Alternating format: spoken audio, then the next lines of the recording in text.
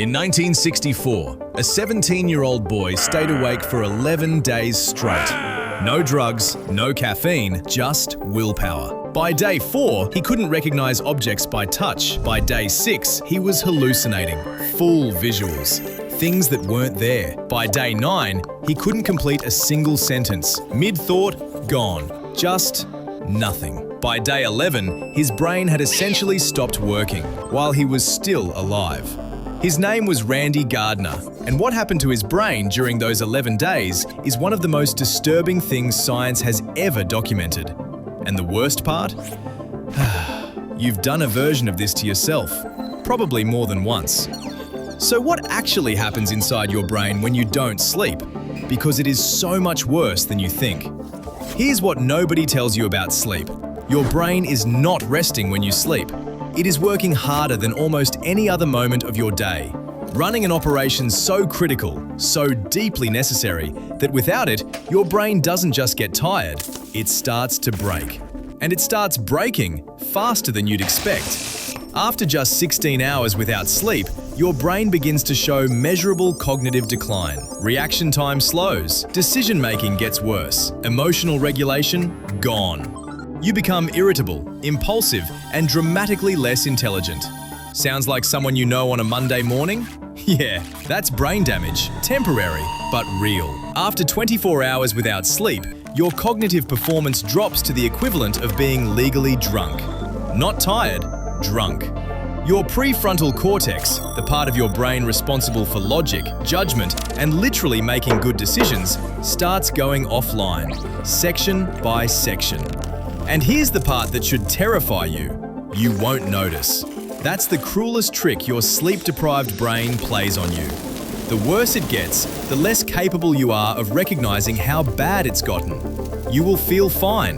You will be completely confident in your decisions. And you will be absolutely, catastrophically wrong.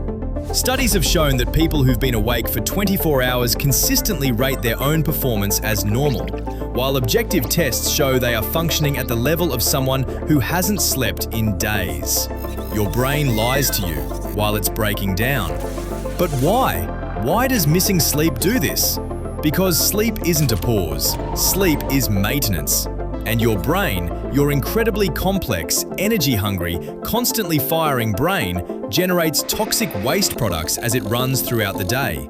Actual chemical waste. Byproducts of all that thinking and processing and existing. And the system responsible for cleaning that waste, it almost exclusively runs while you sleep. It's called the glymphatic system, and it works like this. While you're unconscious, your brain cells actually shrink by about 60%. This opens up space between them, and cerebrospinal fluid rushes through those gaps like a pressure wash, flushing out all the toxic buildup from the day. Chief among the waste being cleared? A protein called amyloid beta. You might want to remember that name, because when amyloid beta isn't cleared properly, when it builds up over time, it forms plaques in the brain. And those plaques are one of the primary hallmarks of Alzheimer's disease. Which means every single night you don't sleep enough, you are not just tired the next day. You are potentially accelerating one of the most devastating neurological diseases known to medicine. That's not a metaphor, that's biology. And that's just what happens after one bad night. So your brain is literally poisoning itself when you don't sleep. Great. Wonderful. Very fun information. But here's where it gets even darker. Because we haven't talked about what happens to your emotions yet, after just one sleepless night, the amygdala, which is the emotional alarm system of your brain, becomes 60% more reactive. 60% to negative stimuli. Things that would normally not bother you, they hit like a truck. Minor inconveniences feel catastrophic. Small frustrations feel like personal attacks. And simultaneously, the connection between your amygdala and your prefrontal cortex, the part that normally says, calm down, this isn't actually a big deal, that connection weakens dramatically. So you have a hyperactive emotional alarm system with a broken off switch.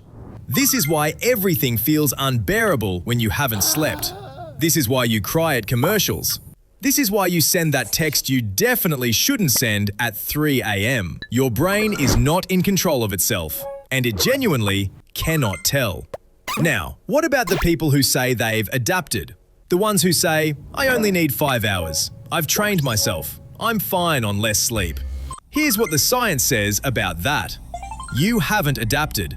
You've just lost the ability to feel how impaired you are. Matthew Walker, neuroscientist at UC Berkeley and author of Why We Sleep, puts it bluntly. No matter how much you believe you've adapted to sleep deprivation, objective performance tests will tell a completely different story. Every single time. The people who claim they function fine on 5 hours are the same people performing at the bottom of every cognitive test. They just can't feel it anymore. The self-assessment system itself is broken. There is no adaptation. There is only damage that's become familiar. And then there's the memory problem. During sleep, specifically during deep sleep and REM, your brain transfers information from short-term to long-term storage. It consolidates what you learned, reinforces what you practiced, builds the neural connections that turn experience into actual knowledge. Skip sleep after learning something new? You lose up to 40% of what you learned. Gone. Not temporarily inaccessible, actually gone. This is why pulling an all-nighter before an exam is one of the most scientifically counterproductive things a student can do. You spend the night forcing information in, and then your brain has no time to lock it in place. By morning, most of it has evaporated. Your brain needed the night. You stole it. So here's where we land. One bad night makes you functionally drunk, emotionally explosive, and unable to accurately judge any of it. Chronic sleep deprivation builds toxic plaques in your brain, the same ones linked to Alzheimer's. And no matter how adapted you think you are, you're not. You're just too impaired to notice the impairment. Randy Gardner, the boy who stayed awake for 11 days, slept for 14 hours after his experiment ended. He recovered. Mostly.